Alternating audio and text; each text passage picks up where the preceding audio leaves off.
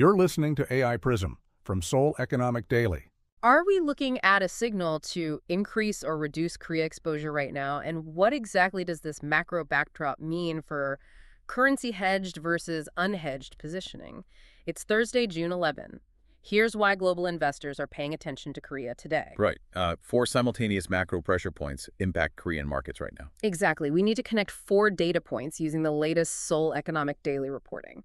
Foreign institutions sold #KOSPI assets for 23 straight days. Yeah, the sliding one pressures the currency market heavily today. But simultaneously, Washington balances one potential nuclear deal with Iran while under active fire. Well, foreign investors dumped 2.77 trillion won, or roughly $1.82 billion in a single session. This 23-day foreign net selling streak removes massive liquidity immediately. And the one closed at 1,524.201 per US dollar. Right, 17 consecutive days over the 1,501 per US dollar level creates severe market pressure. A mandatory shopping spree with a shrinking wallet perfectly describes this $20 billion obligation. Exactly. Korea must invest $20 billion annually into U.S. assets.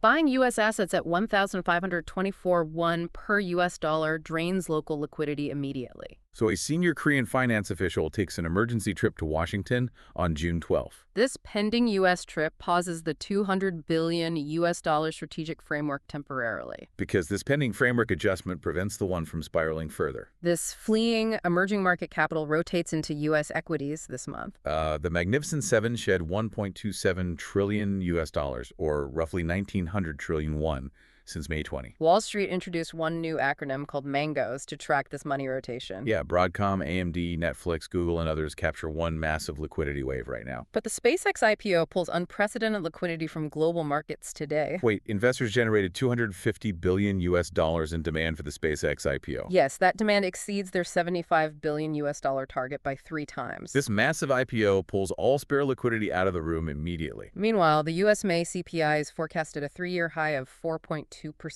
This 4.2% inflation data drives Fed rate hike probabilities up significantly. Right. 30-year U.S. fixed mortgage rates jumped to 6.48%, reflecting this tightening. And a strong U.S. dollar punishes the one immediately.